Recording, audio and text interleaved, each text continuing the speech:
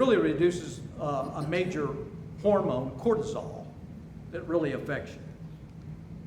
So, there are many resources that we have for which we can be thankful, but I want to impress upon you tonight how thankful you should be for all that's available to us today. Now, one person back here said that he's taken a new medication called Januvia. Well, there wasn't anything such thing as Januvia 15 years ago. And there are so many new medications out that are available to people. There used to be nothing that was available. The first oral medication came out in 1956, 4 years before I was diagnosed with diabetes. The only thing people could do if they had diabetes, type 2 or 1, was take insulin with hypodermic needle. That was it. There was no pills. So anyway, I want to go over some reasons why you should really be thankful now. And it will have to do, it'll increase and help us have a better attitude. Like this wisdom teaching, a man's spirit sustains him in sickness, but a crushed spirit who can bear? There was a research study done about 9,000 people with diabetes. 9,000.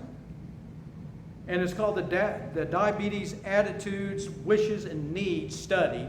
There's been 2 of them. There was one study and then a follow-up study. All of these people were involved in this study. And there were 2 things. They identified 2 negative psychological themes and ways to cope.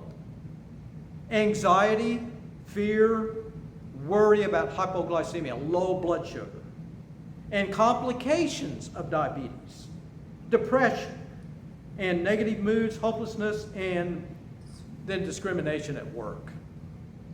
I experienced that before I got fired because I had low blood sugar once. And that was a long time ago when I was working at Burr's Cafeteria in high school. That was a long time ago. But I was having a low blood sugar and the manager just didn't believe me. If you can't do the work, get out of here. I just needed a little bit of time to bring my blood sugar up. So anyway, having a positive outlook and sense of resilience, receiving psychosocial support through caring and compassionate family, friends, healthcare professionals, and other people with diabetes. Not everyone received that kind of support in family or friends. We're here all together tonight, and I think we can support each other. We're facing the same kinds of challenges. Now, it used to be the kind of therapy that was done looked something like this. I tell you, people would be so hungry, but they were not allowed to eat. If they were to eat, there was no medication, there was nothing. Their blood sugars would go sky high, they would get in a coma, they would die. You had to prevent that. And so you just couldn't eat. Dr. Frederick Allen was a leading diabetologist way back in 1919. I'm going back over 100 years, aren't I?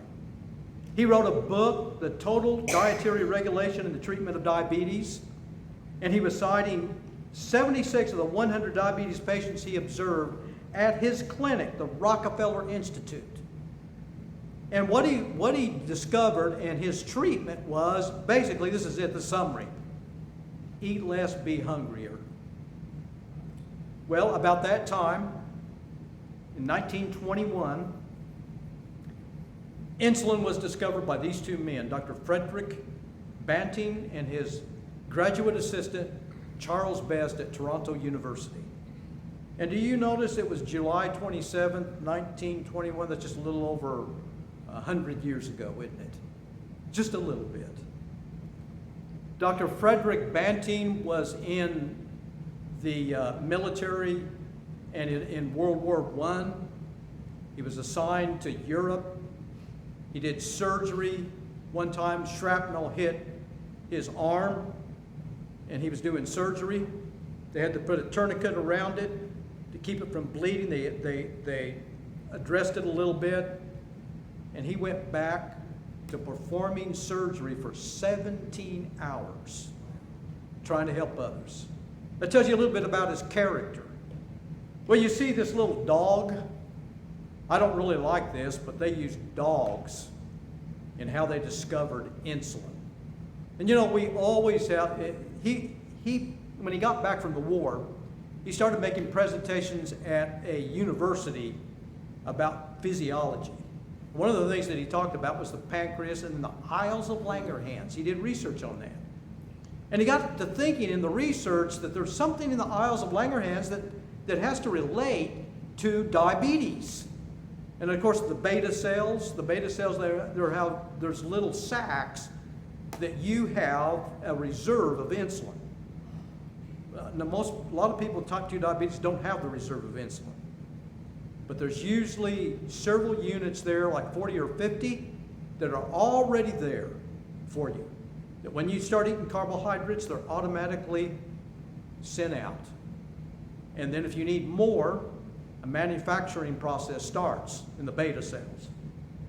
So anyway, he came up with this idea with animals, with dogs, take the pancreas out and see how long they live. One, from the extractions that they made from the pancreas, he lived for 70 days with this revolutionary extract. It was called insulin, of course. Well, word got out in 1921. Dr. Frederick Allen, he goes up to Toronto. He goes up to talk to Dr. Banting. And here is the statement that comes from his nurse at the Rockefeller Institute, that diabetics who had not been out of bed for weeks began to trail weakly about, clinging to walls and furniture. And remember, the only way they were surviving was basically through starvation. They looked pitiful. It was a resurrection. He came back. And when he appeared through the open doorway, he caught the full beseeching of 100 pairs of eyes, eyes that looked something like this. Now, I'm not showing you the whole picture of her. There is actually a picture of her whole body. But you can kind of figure out what the rest of the body looks like. Skin and bones. And he said to all of these patients who were there, I think we have something for you. Can you imagine how they felt? This girl was one of the fortunate ones. This is her. That's the same girl. Right there. After receiving insulin. Here's a little boy, J.L. He's 3 years old. He weighs 15 pounds. He was another one of those fortunate ones to get insulin. And 2 months later, here's what J.L. looked like. Wow. Do you think that insulin is very important for your body and the metabolism in your body? That's why we have all of these different medications that kind of reinforce the use of insulin in your body.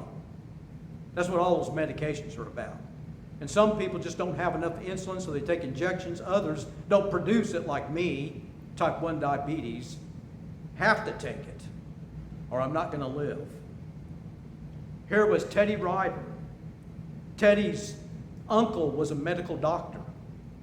And he was just across one of the lakes in Rochester, across from Toronto. And his uncle communicated with Dr. Banting, and he said he didn't want to give him any of this serum that he had right now because it wasn't very pure. And he would rather wait until the fall. This was at the beginning of the summer. Wait until about September or so, and I'll have some for you. And Dr. Ryder writes back for his little nephew. He says, Teddy won't be alive in September. He won't be alive. He was able to get the insulin to him in time. And look at Teddy. I want you to look at his face right here. And then look at him there. He lived for 73 years. After receiving that insulin at the age of 5 from Dr. Banting. He was the last of Dr. Banting's patients, initial patients, the last one to live into the 1990s. Now the first American who received insulin, the first one, was James Havens. He was almost 15 years old. It was about Thanksgiving time, 1914. The war was starting in Europe. Of course, we got involved in it a couple of years later. But he was the first American to receive insulin. And he was using, now insulin was discovered in 1921. He was diagnosed in 1914. He didn't receive his first shot until 1922. He lived for 7.5 years. Or yeah, I've got 7 years, so by Dr. Allen's starvation therapy. That's how he lived. He was almost 15 years old. He weighed 97 pounds. 97.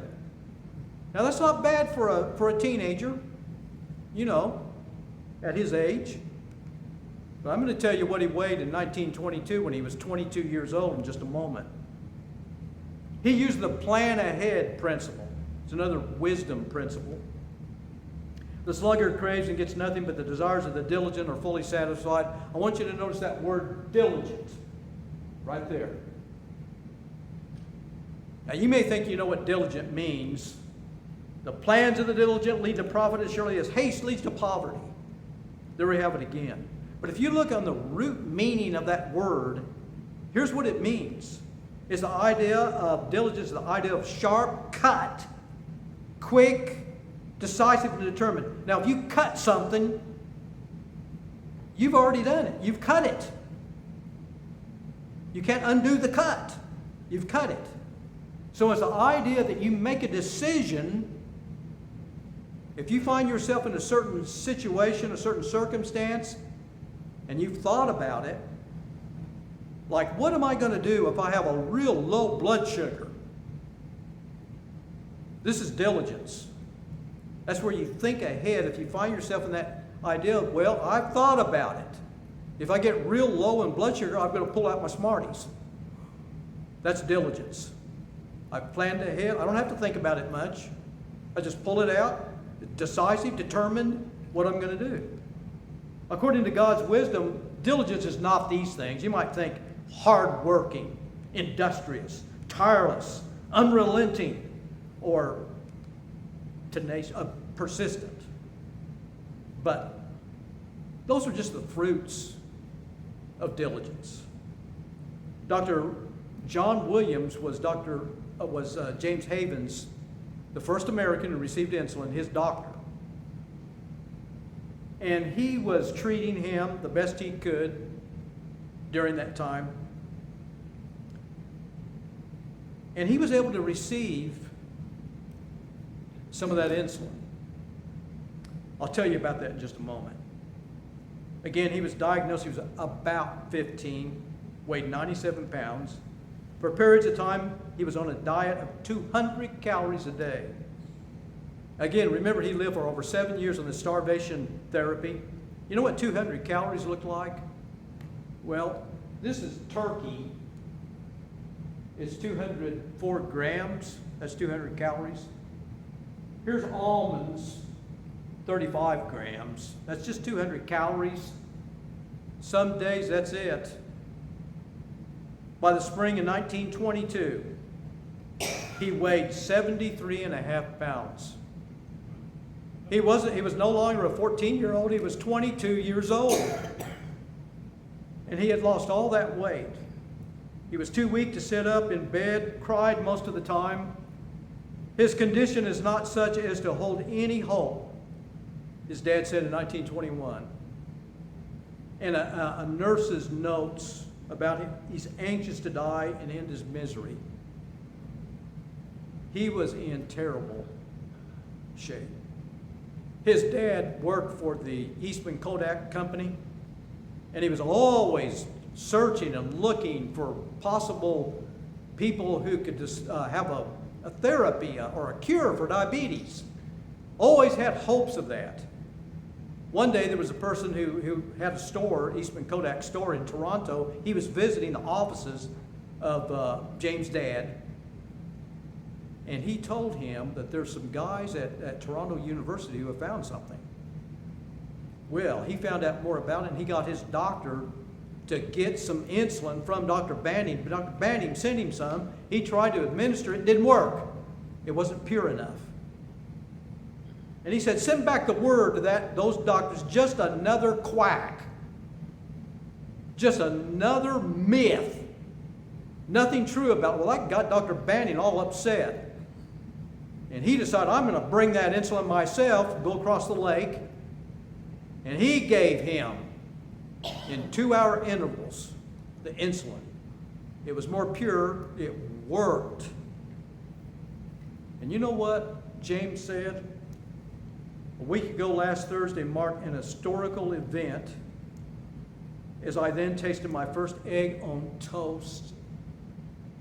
Oh, wow. Have you ever had an egg on a piece of toast? It's just wonderful. I like the egg by itself, by the way. But he was not allowed to have toast for 7.5 years. And he said, egg on toast is my idea of the only food necessary in heaven. It was that good to him.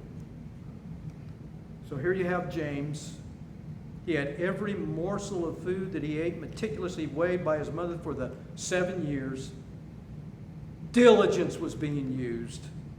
The plans of the diligent lead to profit. Now, profit there is a word that can be used for healthy, not just financial, but health. The plans of the diligent lead to health, as sure as haste leads to poverty.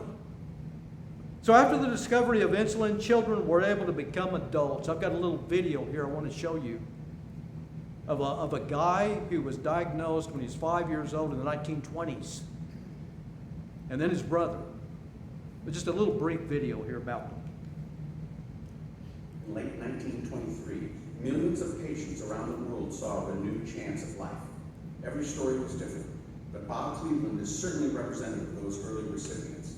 He was 5 years old, living in Syracuse, New York, when he was diagnosed with diabetes. I remember my mother said I was skin and bones when I did go to the hospital. Bob learned young that even with insulin, treatment for diabetes required rigid management. He was lucky enough to have a mother up to the challenge. Occasionally she had to buy both a slice of bread. A slice of that bread would weigh maybe 30 grams, so she'd have to cut a piece of it off or cut the crust off so that I only had 20 grams. A few years later, Bob's older brother Gerald was also diagnosed with diabetes.